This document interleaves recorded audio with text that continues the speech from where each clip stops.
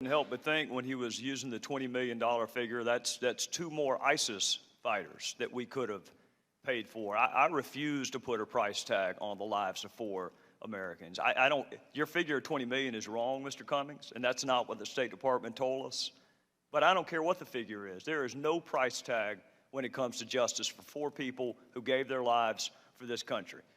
Madam Secretary, with respect to the ARB, I want to ask you this. If you were investigating Benghazi or what happened in Benghazi, and there was an author of an email 3 months to the day, 3 months to the day from when our 4 fellow Americans were killed, the author of the email says anti-American demonstration, looking for Americans to attack, game changer, soft target, no continuity, the cost to continue to do business there may become challenging. Would you want to talk to the author of that email if you were investigating Benghazi?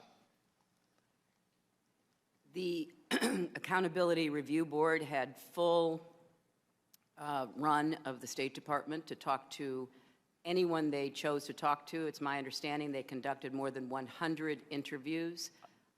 And they were well aware, as their report reflects, of the dangerous situation in Libya. I don't want to interrupt you. That actually was not my question. My question is, would you want to talk to that person? Not whether or not the ARB did, because the ARB actually did talk to that person. My question is, wouldn't you want to talk to that person if you were investigating Benghazi? Well, I promise it is not a trick question. The answer is yes. You would want to talk to the person who authored that email. And as you just said, Mr. Chairman, the ARB did. Yes, and the co-chair of the ARB called your chief of staff and told the author of that email not to go to Congress. That's my point. My point is the ARB did some good things. That's why our first 2 hearings were on making sure the recommendations by the ARB were actually implemented. But when the author of that email is going to be brought before Congress, and one of the co-chairs calls your chief of staff and says, I don't think that that witness is going to be a good witness, Madam Secretary, with all due respect, she's a fact witness. Whether she's good or bad, the author of that email has a right for Congress to question them. I mean, that's not even a close question. So somebody can be a good person, and I have no doubt that Mr. Mullen and Mr. Pickering both are. But this is also what I don't doubt. I don't doubt that that phone call was made to Ms. Mills saying don't send Charlene Lamb before Congress. She's not going to make a good witness. And I don't doubt that there's not a transcript from any of the ARB interviews. And you may say, well, why does that matter? If you're going to write a report, and you want to write a report with specificity and particularity, you have to cite the transcript. And I can't tell you a single question that was asked of a single ARB witness because there is no transcript. So my point is not that the ARB did a bad job or a good job. My point is from a standpoint of a serious investigation, it was an inadequate job. And I want to hopefully prove that to you. There used to be a stack up there when Mr. Smith was with us about all the previous investigations that Congress and the ARB had done. Did any of those previous congressional investigations or the ARB have access to your emails? Mr. Chairman, first of all, the witness you were referring to did appear before Congress. That was not my point. But your implication was that that witness was stopped from going to Congress. In fact, that did not happen, Mr. Chairman. No, she definitely came. Yes. No, that's not my implication. My implication is the co-chair of what you call an independent accountability review board was calling someone he was supposed to be investigating to say, please don't send that witness to Congress. They're not going to show up well. That's my point. My point is, how can you consider that to be? I mean, well, have you ever heard of a judge calling the DA or the defense attorney and say, don't call that witness? I really don't care what you all say about me. It doesn't bother me a bit. I do care a lot about what you're implying about Admiral Mullen, and I will not sit here and hear that. Well, Admiral Mullen served this country with great distinction. He served the State Department with great distinction in being the co-chair of the Accountability Review Board. And I think his work speaks for itself. Well, and I'm sorry that the important work that was done by that board is held in such low regard by some members of this committee, and I deeply regret it. Are you doubting that he placed the phone call? Is that the purpose I know of what nothing you're saying? about the phone call. Well, I do, because he testified before another congressional committee. He admits it was a mistake, Madam Secretary. I don't know why you can't. Well, he admits it was a mistake to call and say, don't send a fact witness before a congressional committee.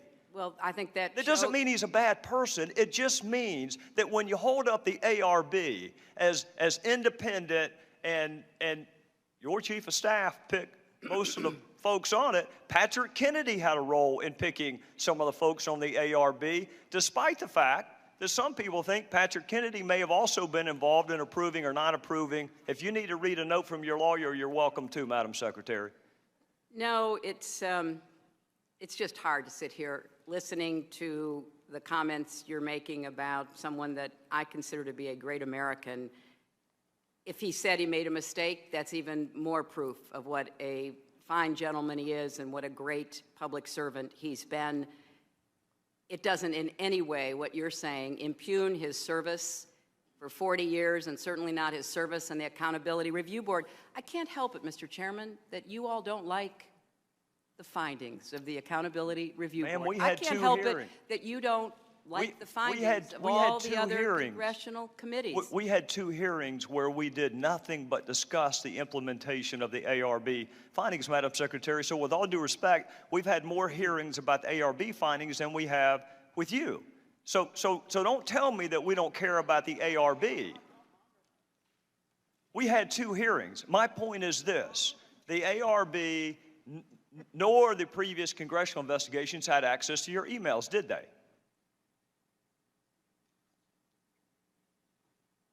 I don't know what they had access to. I know that during the time I was at the State Department, there was certainly a great effort to respond to your predecessor, Congressman Iss's inquiries, and many thousands of pages of information was conveyed to the Congress.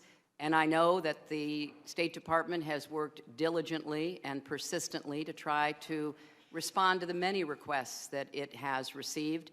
And I think that given the pressure and stress of business they've been under, they have performed as well as they could. So you will be getting, and in fact the entire world will be getting, all of my emails, because they're all going to be public, and you will be able to read them along with everybody else. Madam Secretary, that actually was not my question. My question was whether or not the previous congressional committees and ARB had access to your emails. That was my question. 90 to 95% of my work-related emails were in the state system. If they wanted to see them, they would certainly have been able to do so. You know what? That is maybe the 10th time you have cited that figure today. It is. And I have not heard anyone other than you ever cite that figure.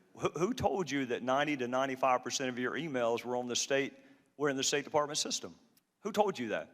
We learned that from the State Department in their analysis of the emails that were already on the system. We were trying to help them close some gaps that they had. Can you provide me with a name? Because when I asked the State Department about 10 days ago, what's the source of that figure, they shrugged their shoulders. Well, you can look for the state.gov addresses, and they certainly pop up. And right, and the Inspector General report, Madam Secretary, the Inspector General report, which you can't argue by perfect analogy, but you can certainly extrapolate, the Inspector General report found that less than 1% of State Department emails, record emails, were captured. So they give a number of less than 1%, and you give a number of 90%. Well, I don't know what you're referring to. I can only speak about my emails, my work-related emails. Well, let's talk about your work-related emails. We asked for them last year, and the State Department gave us 8. If they had 90% of yours, why did we only get 8? Well, I don't know initially what you asked for, but I know that they tried to be responsive. 90 to 95% of them were on state.gov. I understand that the committee broadened the scope of their requests, and I think that in response, the State Department has been trying to provide what you have requested. In the meantime, They're going through the process of making all of my emails public. You think our first request, there were only 8 emails responsive to our first request? I can't speak to it. I believe your first request was for Benghazi, and I believe that the State Department did a diligent search. Then I believe you expanded it to Libya and weapons and maybe a few other terms, and I believe they conducted our jurisdiction hasn't grown, Madam Secretary. Our jurisdiction is the same thing it was. Let me ask you this. You say that you turned over everything. I don't get a chance to watch you a lot on television, but when I see you are interviewed, you make a point of saying, I turned over everything. All my work-related emails. How do you know that? I know that because there was an exhaustive search done under the supervision of my attorneys, and that is exactly the outcome. We turned over every work-related email. In fact, as somebody referred to earlier, we turned over too many. In the State Department and the National Archives said there were 1,246 out of the 30,000 plus that they've already determined did not need to be turned over. And you have a really good group of attorneys, which makes me wonder how they missed 15 of them. Well, if you're talking about Mr. Blumenthal, which I assume you are, he had some that I didn't have, and I had some that he didn't have, and I was under no obligation to make any of his emails available unless I decided they were work-related. And the ones that I decided that were work-related, I forwarded to the state.gov accounts of the people with whom I worked. Madam Secretary, is there any question that the 15 that James Cole turned over to us were work-related? There was no ambiguity about that. They were work-related. Well, they were from a personal friend, not any official government, not any government official, and I determined on the basis of looking at them what I thought was work-related and what wasn't, and some I didn't even have time to read, Mr. Chairman. So are you telling me the 15, are you telling me that the 15, I will tell the gentlelady from California that I'm going to take a little bit extra time, just like everybody else has, and we can either do it this round, or we can do it next round. May I make a simple inquiry about how many more minutes the chairman plans? The fewer the interruptions, the quicker I can get done. I'll put it to you that way. Okay. How's that? I'm just the 15, mindful of the time. My question to you on the 15 is, did your lawyers find them and decide that they weren't work-related, or did they not find them? Well, I don't know why he had emails I didn't, and I don't know why apparently I had emails he didn't. And all I can tell you is that I turned over every work-related email in my possession. All right, I'm gonna make 2 more observations, and then we're gonna call it a night. The first observation that I would make is that when you speak to the public, you say, I turned over everything. That's, for the most part, a direct quote. When you talk to the public, you say, I turned over everything.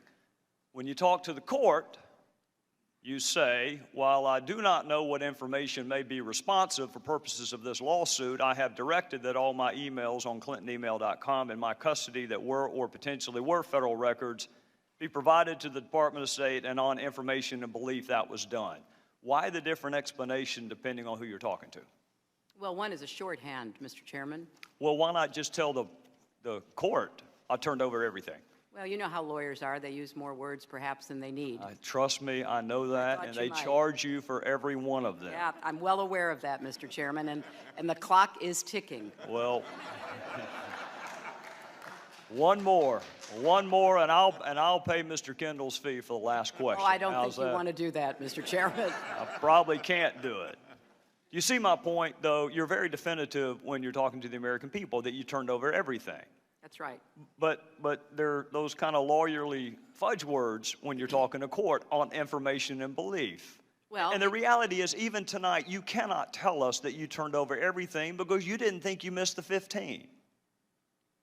Well, I didn't have them. I turned over everything I had. Everything I had has been turned over to the State Department. Which means the system you had somehow missed those 15. Well, last question on your system. Mr. Cummings said that your email arrangement was inappropriate. I think the president may have said it was a mistake. You have said that it was a mistake. My question to you, Madam Secretary, is was it a mistake for the 4 years that you had that email arrangement? Was it a mistake for the almost 2 years that you kept the public record to yourself, or has it manifested itself as a mistake in just the last 6 months? Well, since I believed that all of my work-related emails to .gov accounts were being captured and preserved, it wasn't until I was asked to help the State Department to fill in what they saw as some record-keeping gaps, not just with me, but with others. I did the best I could during those 4 years and thought that everything that I was emailing that was work-related was being preserved.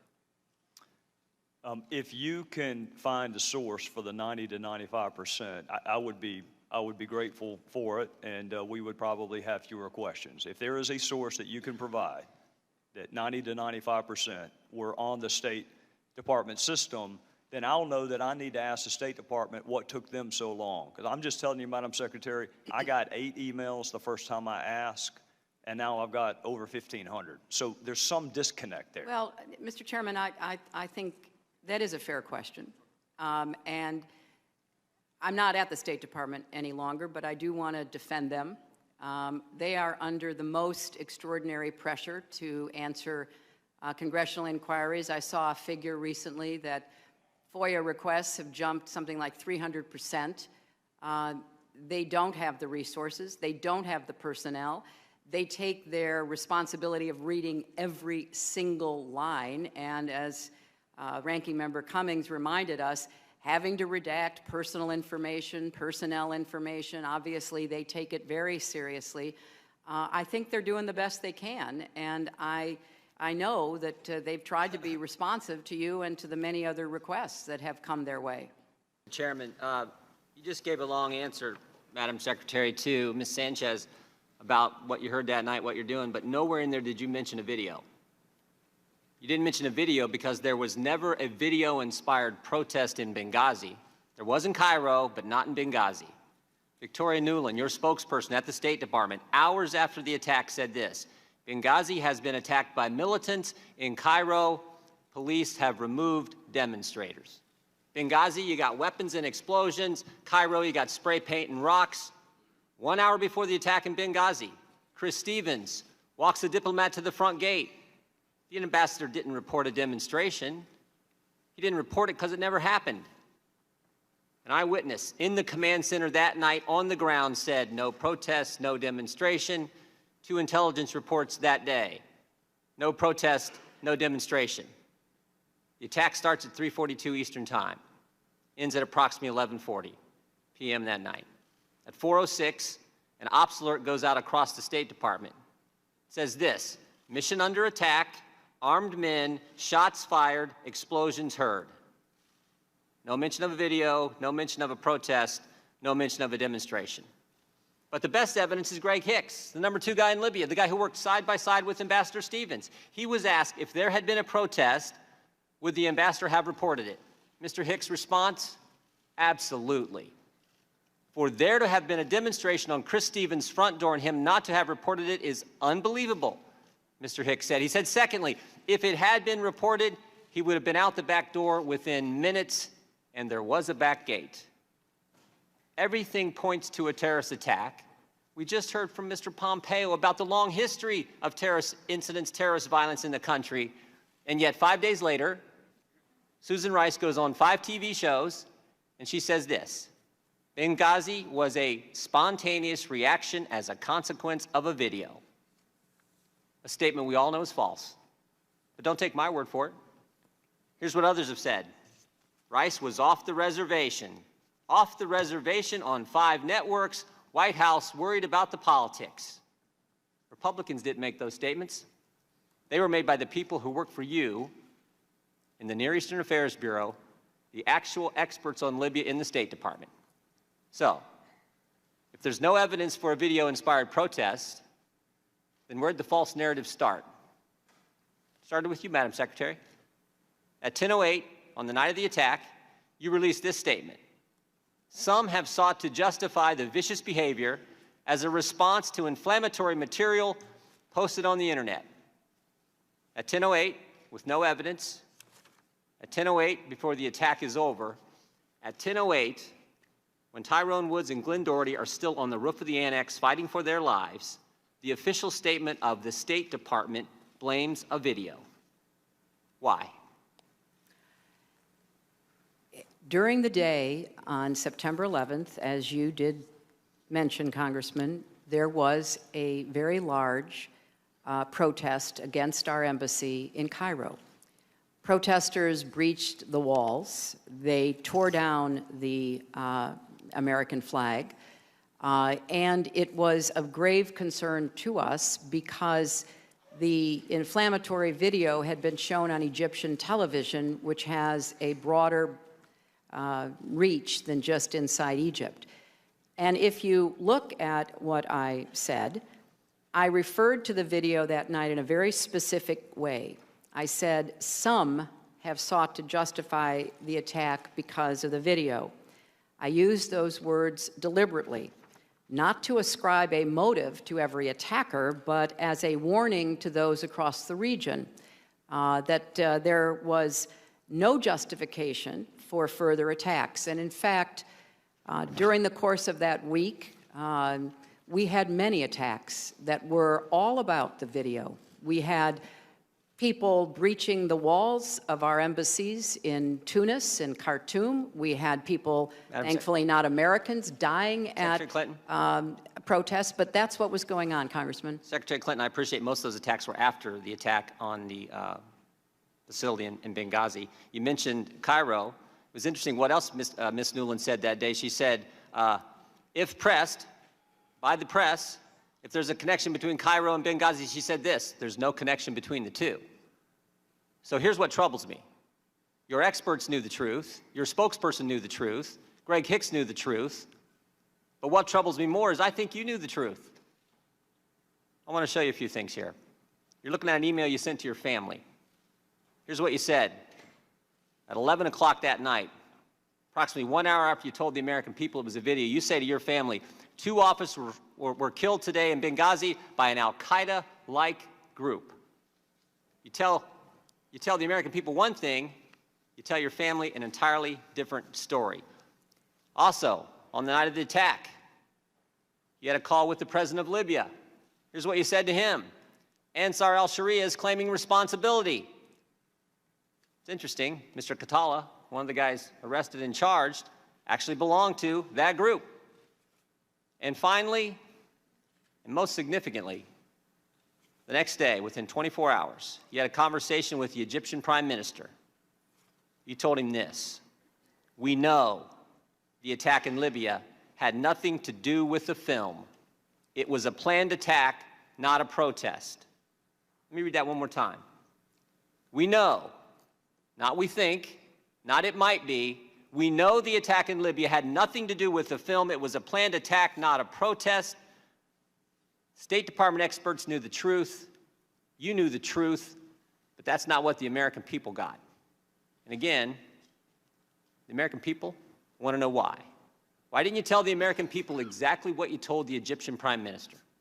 Well, I think if you look at the statement that I made, I clearly said that it was an attack, and I also said that there were some who tried to justify it on the basis of the video, Congressman. And I think but real quick, calling it an attack is like saying the sky's blue. Of course, it was an attack. Well, we want to know the truth. The statement you sent out was a statement on Benghazi, and you say vicious behavior as a response to inflammatory material on the internet. If that's not pointing as the motive of being a video, I don't know what is. And that's certainly how the American people saw it. Well, Congressman, there was a lot of conflicting information that we were trying to make sense of. The situation was very fluid. It was fast-moving. There was also a claim of responsibility by Ansar al-Sharia. And when I talked to the Egyptian Prime Minister, I said that this was a claim of responsibility by Ansar al-Sharia, by a group that was affiliated, or at least wanted to be affiliated with al-Qaeda. Sometime after that, the next day, early the next morning after that, on the 12th or 13th, they retracted their claim of responsibility. Madam Secretary? And I think if you look at what all of us were trying to do, and we were in a position, Congressman, of trying to make sense of a lot of incoming information and watch the way the intelligence community tried to make sense of it. Madam Secretary. So all I There can was say not is conflicting, nobody. there was not conflicting information the day of the attack because your press secretary said, if pressed, there's no connection between Cairo and Benghazi. It was clear. You're the ones who muddied it up, not the information. Well, there's no connection. Here's what I think's going on. Here's what I think's going on. Let me show you one more slide. Again, this is from Victoria Nuland, your press person. She says to Jake Sullivan and Philippe Reines, subject line reads this: Romney's statement on Libya. Email says, this is what Ben was talking about. I assume Ben is the now somewhat famous Ben Rhodes, author of the Talking Points memo. This email is at 10:35, 27 minutes after your 10:08 statement. 27 minutes after you've told everyone it's a video. While Americans are still fighting because the attack's still going on, your top people are talking politics. Seems to me that night you had three options, Secretary. You could tell the truth, like you did with your family, like you did with the Libyan president, like you did with the Egyptian prime minister. Tell them it was a terrorist attack. You could say, you know what, we're not quite sure. Don't really know for sure. I don't think the evidence is there. I think it's all in the first one, but you could have done that. But you picked a third option. You picked the video narrative. You picked the one with no evidence, and you did it because Libya was supposed to be, as Mr. Roskin pointed out, this great success story for the Obama White House and the Clinton State Department. And a key campaign theme that year was GM's alive, bin Laden's dead, Al-Qaeda's on the run. And now you have a terrorist attack. And it's a terrorist attack in Libya. And it's just 56 days before an election. You can live with a protest about a video. That won't hurt you. But a terrorist attack will. So you can't be square with the American people. You can tell your family it's a terrorist attack, but not the American people. You can tell the president of Libya it's a terrorist attack, but not the American people. And you can tell the Egyptian prime minister it's a terrorist attack, but you can't tell your own people the truth. Madam Secretary, Americans can live with the fact that good people sometimes give their lives for this country. They don't like it. They mourn for those families. They pray for those families, but they can live with it. But what they can't take, what they can't live with, is when their government's not square with them. Mr. Chairman, I yield back.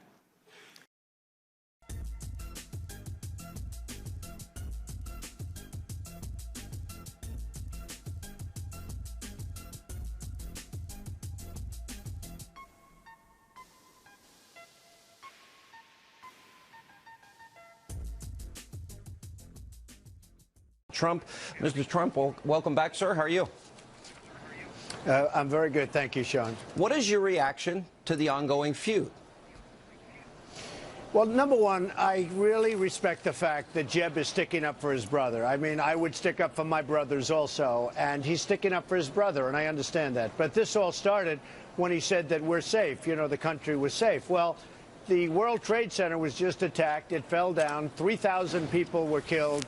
Thousands and thousands of people were injured, and to this day are injured, and it was the worst attack in history. So you can't say he kept our country safe because he was president. You know, as Truman said, the buck stops here. So he was president. And if you look at my book, which was written a couple of years prior to the attack, I actually mentioned the name of Osama bin Laden, that he's a bad terrorist and we have to do something about it.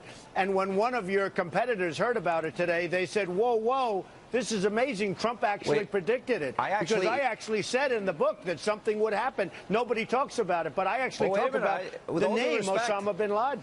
I have the quote. Let me put it up on the screen. This is exactly what you wrote. This was in a book you published in 2000, The America We Deserve. You said, I am really convinced that we're in danger of the sort of terrorist attacks that will make the bombing of the Trade Center look like kids play with firecrackers. No sensible analyst rejects this possibility, and plenty of them, like me, are not wondering if, but when it will happen.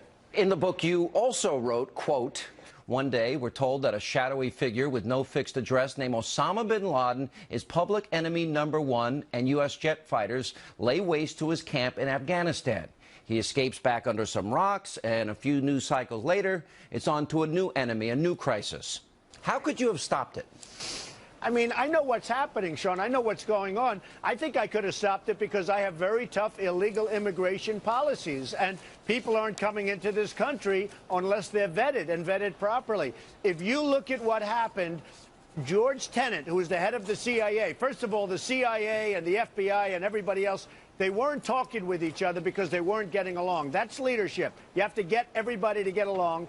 Second of all, George Tenet predicted an attack. George Tenet said there's going to be an attack. They should have done something about it. So I'm not blaming anybody, and this started very innocently when I said, you know, to somebody, frankly, that didn't really matter. I said, listen, the World Trade Center came down during, you know, there's nothing safe when the World Trade Center was attacked and came down during his reign. Well, that's not safe because he said, Jeb said, our country was safe. Well, that's not the case. And then if you want to go a little further, he then attacked Iraq, which turned out not to be the right country because they didn't have weapons of mass destruction. And by the way, the terrorists sent their families home to Saudi Arabia. They didn't send them home to Iraq. They sent them home to Saudi Arabia, which is another thing for people to think about. You know, Mr. Trump, the only disagreement I have is we knew that Saddam had weapons of mass destruction because we have the images of the Kurds that were slaughtered and little children and women in the streets. We knew there was a chemical attack, and the world intelligence and fairness also thought that. I want to add another element to this. There's an unknown... Well, you know, by the way, but they never found him. You're right. They didn't find him. They never found him. I think they probably moved him to Syria they, myself. Well, I don't know. They never found him. And frankly, he probably used them against Iran, which really was beautiful. I mean, not that they used the weapons, but the beauty of it was you had these two countries that were equal in terms of strength. And we decapitated one of those countries. And now Iran is taking over Iraq and everything else. And ISIS is taking oil, and Iran is taking oil, and they're taking over the whole country. So it's turned out to be really bad. With that being said, I respect the fact that Jeb is defending his brother. I think that's good. I would do the same thing. One point I've always agreed with you on is that if we liberate Kuwait and we liberate Iraq, they need to pay us for the liberation. We need to give money to the families that lost brave American soldiers or are injured now for the rest of their lives. We don't do that. And I also think that if Obama would have, if he would have held the ground, ISIS never would have emerged. He wanted to pull out for political reasons. I love that you bring up Kuwait. Kuwait had nothing but money. They get attacked by Iraq. They take over Kuwait. The rich Arabs go and they move into London, as you know, the Kuwaitis, they moved into London. They didn't take a room like you would, or maybe even I would. They took the entire hotel, and they lived like kings. And then we attack. We lose lives. We spent billions of dollars, and we give back the country for nothing. Nothing. And they don't even want to invest in. And then I told them, I had them in my office a few months after that. They don't like investing in the United States, okay? We gave them the country back for nothing. We should have said, we want 50% of everything you make for the next 50 years or permanently. And you know what? They would have agreed to it. We gave it back for nothing. Why did we do that? We're a stupid country. That's the answer. We negotiate bad deals. I agree with you. Let me play for you. I want to add another element to this whole how come America wasn't prepared for 9/11.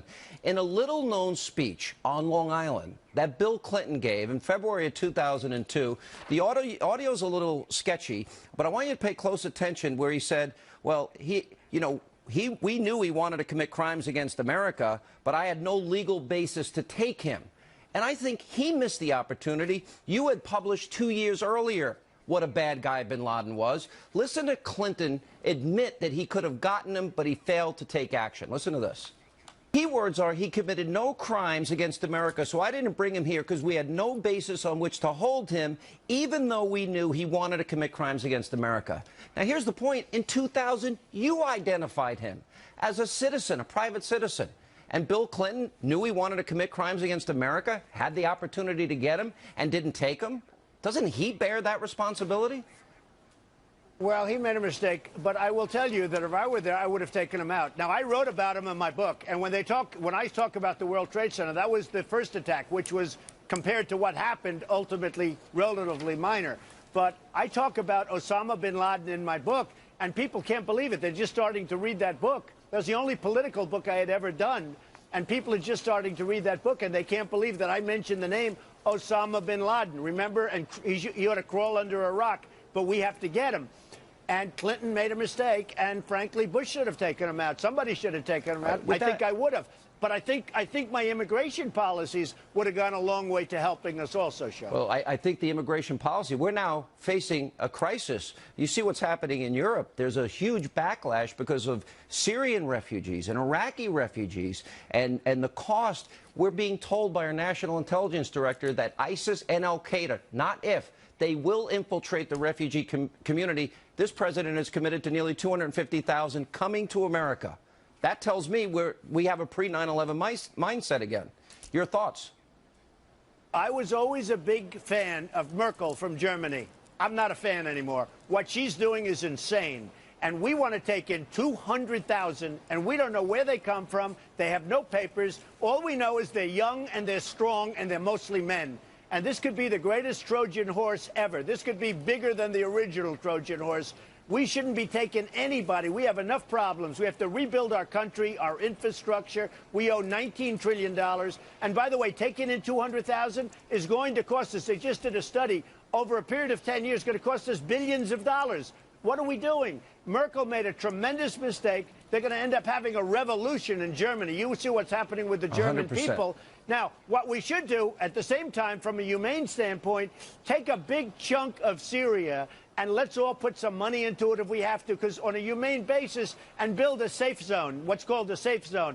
Let the people, but to allow them into Germany and to allow them into these other countries where there's nothing but a horror show, you see what's happening, and now we're going to take in 200,000 people in this country? Insane. And we can't breathe. I mean, we don't know what we're doing. You know, and I suggested the same thing.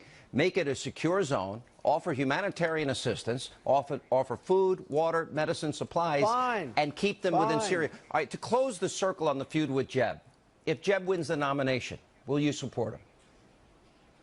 Absolutely, yes. I would absolutely support him. He's a good person. He's a good man. I would support him. Okay.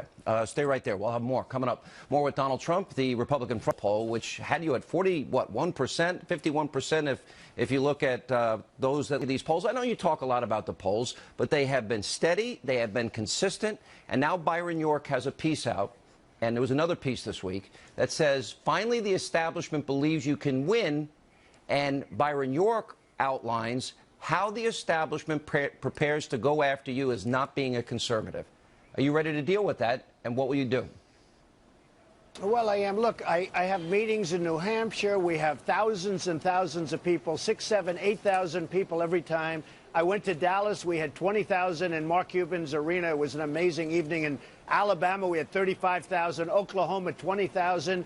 Every place we go in Iowa, we have thousands and thousands, overflow crowds.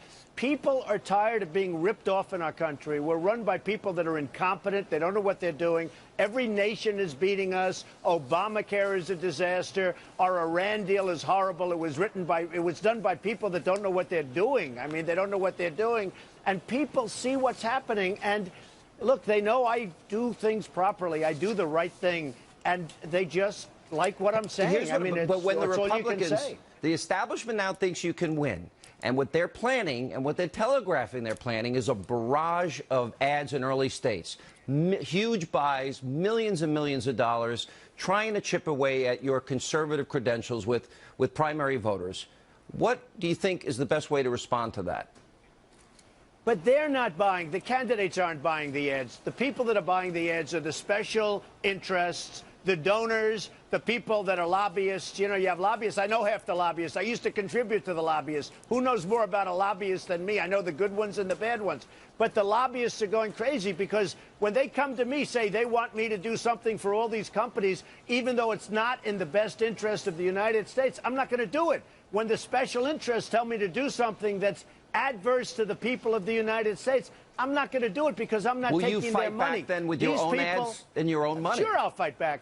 Sure, of course I'm going to fight. I always fight back. I have to fight back. I guess Otherwise, that's a dumb I wouldn't question. be leading When every has Donald poll. Trump not fought back? No, but I wouldn't be leading every poll. But Sean, you have to understand, these people have hundreds of millions of dollars that they've given to these politicians, and the politicians are puppets for them. They're just puppets. No. With me, I'm going to do what's right for the country. We have $19 trillion in debt. We're going to get the debt paid. We're going to do things right. We're not going to let China rip us off anymore. It's enough already. You know that last year we had an imbalance with China of $450 billion. Who can stand that? You can't do that. And this has gone on for years and years, and nobody does anything because they have lobbyists, they have special interests, and I'm going to represent the people. We're going to make this country so great and so strong. But with that, a lot of money is going to be spent. And I just hope when people are watching this phony ads, you know, all of these phony ads that are going to be put out, that they're going to understand it's not the candidates, it's all of these special interests, Sean, that want to not have a guy like Trump because they're going to be out of business. For them, this is the art of political war for them, and I think they're serious about it because they're talking about their power going away. Of the three Democrats, it looks like Biden's getting in the race. So of the three Democrats, Biden, Hillary, Bernie Sanders, if you win the nomination, is there any one you prefer going up against? Well, I don't think Sanders is going to get there, frankly, and I don't mind going against Hillary's record. I think I'd beat her. You saw the various polls on myself against Hillary. I just beat her in Florida. A poll came out today where I beat her pretty easily in Florida. I beat her nationwide. I don't mind going against Hillary. And, you know, Biden is right now, he's got his little period of time where he's popular. As soon as he gets in, he'll get beaten up very badly. He's done this 3 or 4 times. He's lost every time. So I don't mind going against him at all. I don't want to pick a favorite, to be honest. I think I might have a favorite. But if you go by Hillary's record, I should win very easily. Have you given any thought, if you win the nomination, 3 people that you would consider to be your vice president? I have given thought, but I don't want to discuss it. It's just too early. I have to get there first. You know, I don't like talking about it. You have so many people, they don't win, they don't know how to win. I don't want to talk about anything. I do know how to win, but that's so far down the road. I will say I do respect some of the people that I'm running against, and I respect many of the people. You have many good Republicans out there that could really help and be terrific.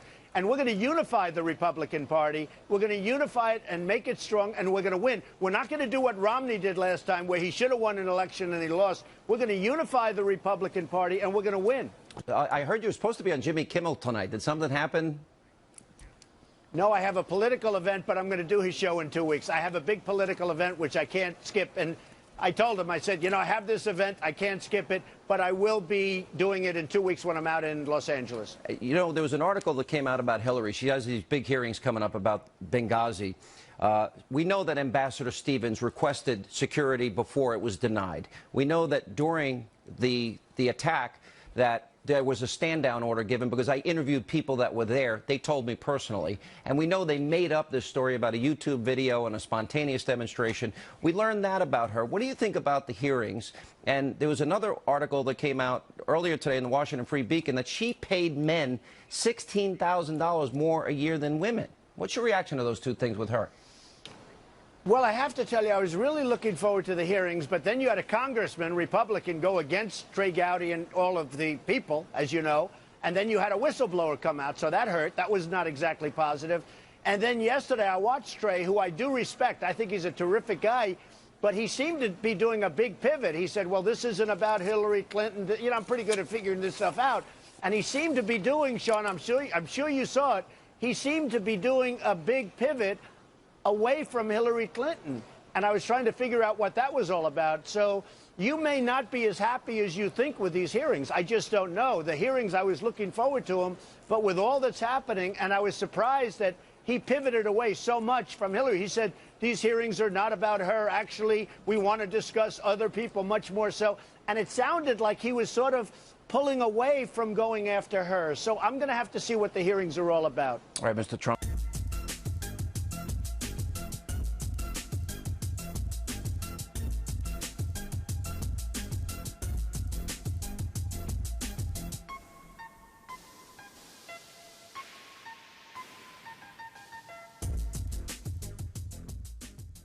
Well, she did what she had to do. She got through it. She got through it fine. I thought the others were not strong. They were not going after her. It was a very kind debate, very gentle.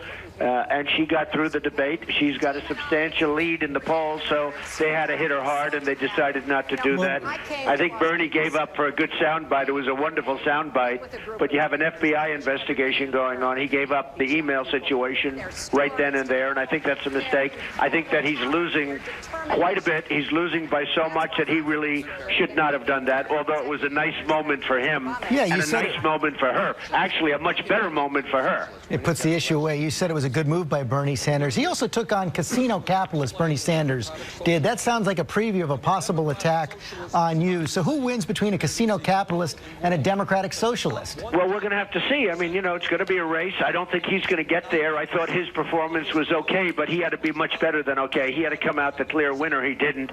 And I actually think she probably came out not the winner, but yeah, probably if you think about it, George, she came out the winner. She did what she had to do, and they were extremely gentle. The other three, it's not going to happen. And at the same time, there's a new Fox poll out that shows Ben Carson catching up with you, almost even with you. You're at 24. He's at 23. How do you explain that? And are you ready to take him on? Well, I can't really explain it. I mean, I've been number one for a long time, and I'm number one in every poll, and in most cases by very big numbers and double-digit numbers. This was one that came out yesterday. He's been getting a lot of ink on the Muslims and other things, and I guess people look at that and they probably like it. Some people thought they wouldn't like it, but they probably do. It's interesting, but you know, he's a good guy. He's a nice guy. We get along very well. We'll see if that continues. But as you see, I'm still in the lead, and I've actually gone up a little bit, and he's gone up, and other people have gone down. So many of the others are way down. It's really amazing. It looks like a two-man race. Right now, you guys are at the top. So are you going to have to take him on? Are you going to have to take the gloves off with Ben Carson? Probably at some point, yes. Which I actually look forward to doing. I can't do it, though. He's been so nice to me, George. I can't do it. But what's the number one issue for you to take him on? Well, I think there's a lot of issues, but one of them would be experience. I mean, Ben is a doctor, and that's what he's been doing. And the question is he capable of negotiating with China and Russia and Iran and all of the things you have to do? And, you know, there'll be a lot of things, but I think at this moment I'm not going to go into them, but there will be a lot of things having to do with capacity, having to do with experience. Donald Trump, thanks for joining us again this morning. Thank you very much, George.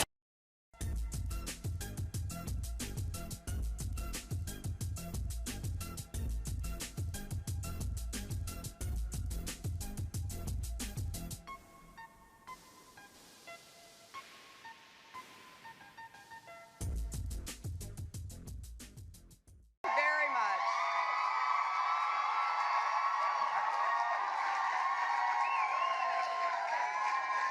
Whoa. Well.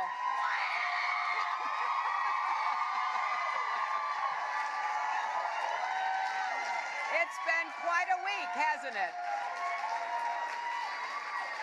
Well, thank you all so much. I am absolutely delighted to be here. As some of you may know, I had a pretty long day yesterday. But I finally got to answer questions, something I've been pushing for literally a year.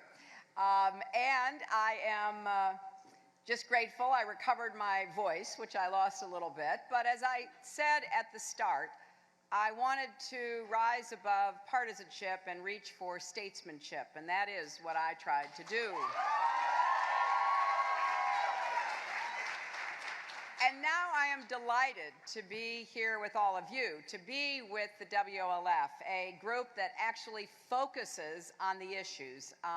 You are women after my own heart, and I want to thank Debbie Wasserman Schultz, Carol Penske, Cynthia Friedman, Lottie Shackelford, and all the terrific speakers you've heard from and will hear from, including my friend, leader Nancy Pelosi.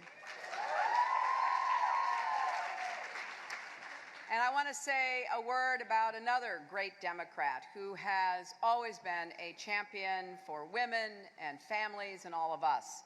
Vice President Joe Biden has been in the trenches with us for years.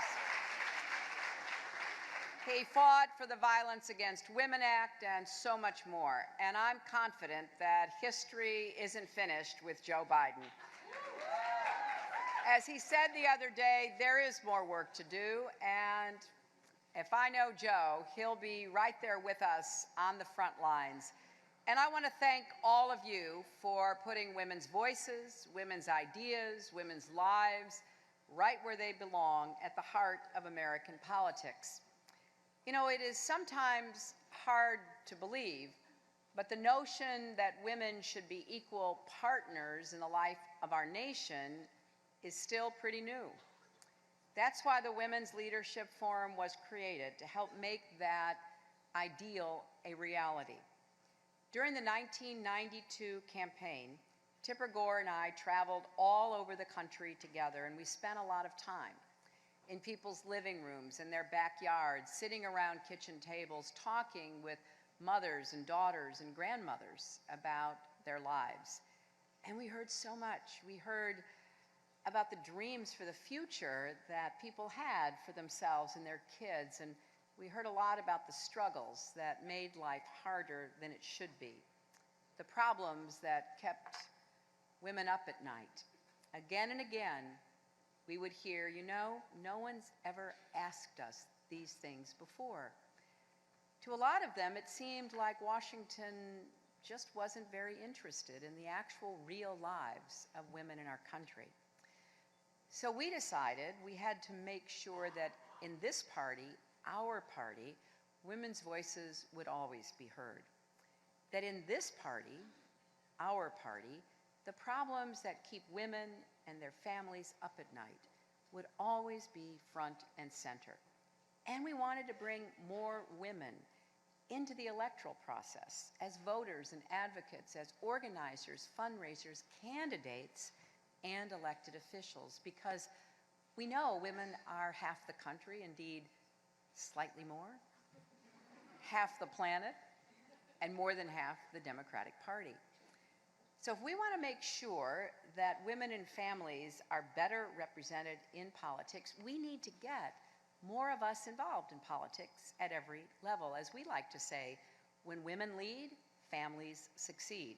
And now, 22 years later,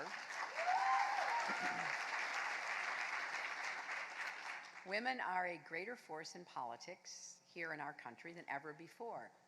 We are voting in greater numbers. Increasingly, we are the decisive voters in national elections. More women are serving at high levels of government. There are not one, not two, but 3 women on the Supreme Court.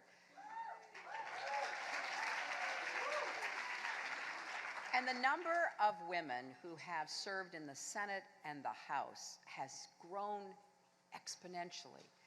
And now, of course, another presidential election season has begun. And I'm doing everything I can to make sure that the issues that matter most to women and families are front and center in this race. I started my campaign last spring doing the same thing that I did all those years ago when I ran for the Senate, traveling across the country, visiting people's homes and schools and businesses, and actually listening as they told me about their lives, the good and the bad, the hard. It was an amazing and humbling experience. If you find the time and space to give people a chance to talk to you, instead of you talking at them, they'll share what's in their hearts and in their hopes. Now, many families do feel that things are a lot better for them, and they give credit, as they should, to President Obama and his administration. And I believe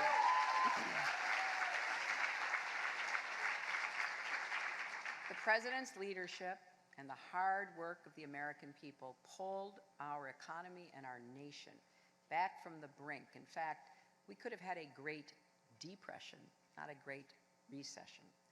So as I travel across the country, I try to tell the story of what President Obama inherited, the worst financial crisis since the Great Depression. So America is standing again, but we're not yet running the way we should be. And families are still stretched in a million different directions, and so are their budgets. Costs keep rising, but most people's paychecks haven't moved in years. But corporate profits and CEO pay keep rising. Quality childcare costs more than college tuition in many states. And the minimum wage is a poverty wage. Millions of Americans are held back by student debt, and at a time when more women than ever are their families' main breadwinners, too often they still don't get equal pay. And women of color earn less than others, right? And just this week, the Department of Labor released new data showing that as our economy gets stronger, men's pay is going up more than twice as fast as women's pay. You know, in one of my town halls in Nevada, I called on a little girl who was sitting with her father, and you never know what kids are going to ask you, which is why I try to call on at least one if they're in my town hall. And this little girl stood up and she said, "If you're a girl president, will you be paid as much as a boy president?"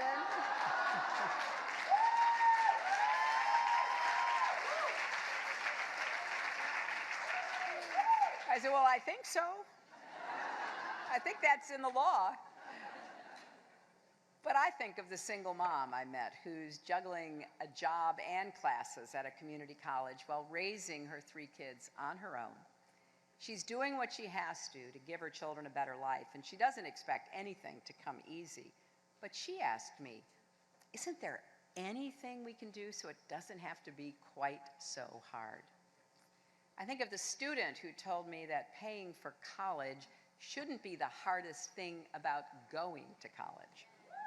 Or the man I met whose mother has Alzheimer's. He's a teacher. He can't afford a full-time caretaker for her. He can't quit his job or he wouldn't be able to support her. So you know what he does? He brings her to work with him. There's nothing else he can think of to do, and he told me this with so much sadness because this is not what he pictured for his mother's golden years. And it's not just women taking care of aging parents. It is, like this young man, men too. All of our caretakers deserve a lot more support. And the same goes for other policies, like paid family leave, fair and predictable shifts, higher wages so you don't have to work 2 jobs to make ends meet, and you can actually be home with your kids at night.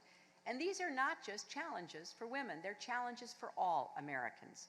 Because I firmly believe when we fight for women, we're fighting for our entire country, and the reverse is true as well. When we fight to make America fairer, stronger, and more prosperous, we are also fighting for women. When we fight to make college more affordable and student debt less punishing, or to hold corporations accountable when they gouge us on drug prices or pollute our environment or exploit workers, that's fighting for women and men and fighting for America. And when we fight to create a pathway to citizenship for millions of immigrants, or to make Social Security even stronger, or to protect and improve the Affordable Care Act because everyone deserves access to quality, affordable care. And yes, that access should include basics like reproductive care, including birth control and pre- and postnatal care and cancer screenings. That's why we have to defend Planned Parenthood against the attacks that are being waged.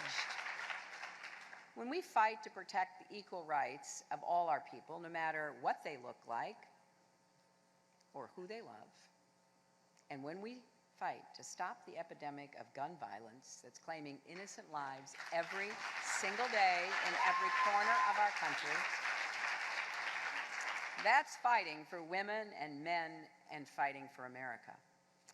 You know, I've been told to stop, and I quote, shouting about gun violence.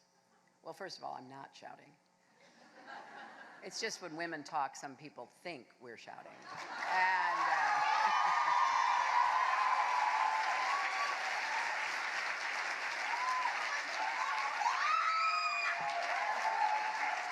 And second, I will not be silenced because we will not be silenced. Not by the gun lobby, not by the size of this challenge, not by any of it. Stopping gun violence is worth fighting for. And I'm ready to go, and I hope you will join with me.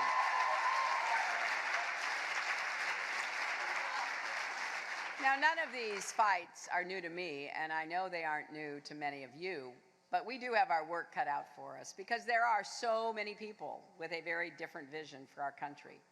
And they will say, do, and spend whatever it takes to advance their out-of-touch, out-of-date agenda. For people who say they hate big government, Republicans sure spend a lot of time trying to restrict women's reproductive health and reproductive rights. After my experience yesterday, I am just amazed that they are even talking about setting up another special investigative committee, this time to investigate Planned Parenthood. And I think we all know by now that's just code for a partisan witch hunt. Haven't we seen enough of that? I'd like those Republican candidates who are advocating against Planned Parenthood to meet the mom who caught her cancer early thanks to a screening at Planned Parenthood, or the young woman who avoided an unintended pregnancy because she did have access to birth control. Now, I know that when I talk like this, Republicans will say, I'm playing the gender card. Well, you know what? Here's what I say. If calling for equal pay and paid leave and women's health is playing the gender card, then deal me in.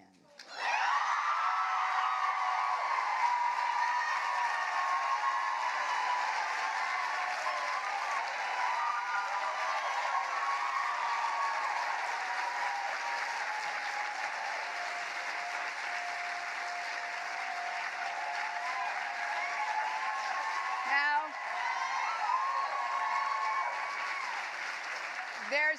there's a long campaign still ahead of us, and other candidates from the other party may be out there hurling insults at everyone and talking about what's wrong with America and pointing fingers to try to blame people for it. Well, that's not me. I'm going to keep doing what I have always done, and that's fight for you and fight for your families.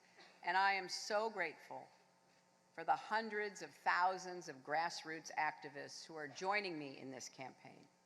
Not only those fortunate enough like us to be in rooms like this one, but the workers and students and teachers, the parents and grandparents all across our country who are giving $1 or $5 at a time because they too believe in what we are fighting for. So we've come a long way in the past 22 years. I'm really proud of this organization and all that it has achieved. The Women's Leadership Forum has changed the Democratic Party.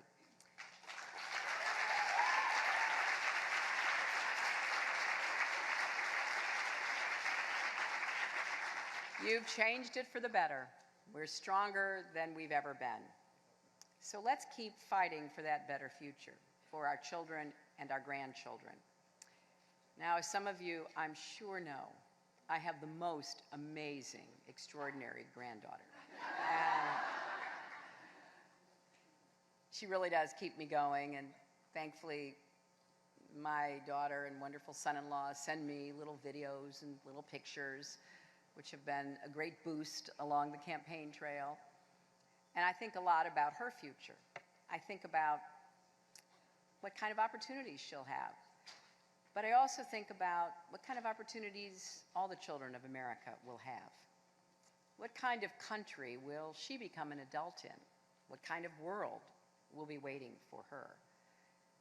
Because I don't think it's not enough for anybody that my granddaughter, your children and grandchildren, certainly the granddaughter of a former president, should be able to pursue her dreams when so many of our other children in this country are feeling left behind and left out. For the first time in American history, so far as I know, more than half of the kids in our public schools are eligible for free or reduced price lunches. Poverty has returned with a vengeance. We made a lot of progress against poverty, lifting families out of poverty back in the 90s. I think it's a verifiable fact that our economy does better when we have a Democrat in the White House. And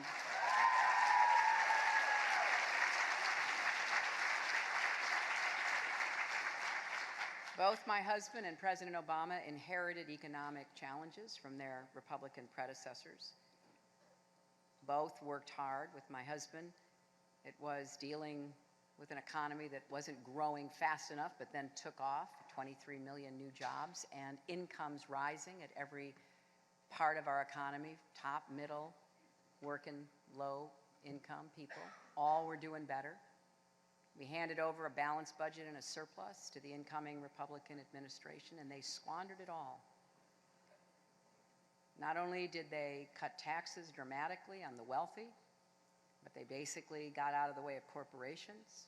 They took their eye off the financial markets. They didn't pay a penny for the wars that they waged.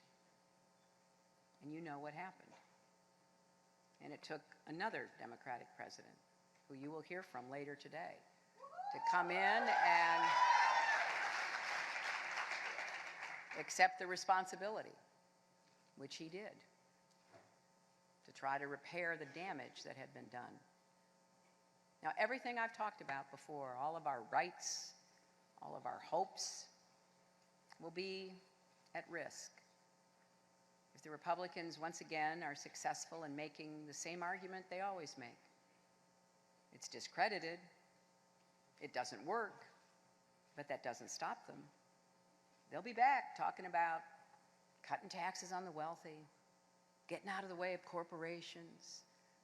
We know what that leads to. Increasing inequality, exploitation of workers, pollution of our environment, denial of climate change, refusal to move into the 21st century with clean, renewable energy, a failure to provide early childhood education and universal pre-kindergarten so every kid has a chance to get ahead. You can listen to their debates for hours, and unfortunately, some of us have to.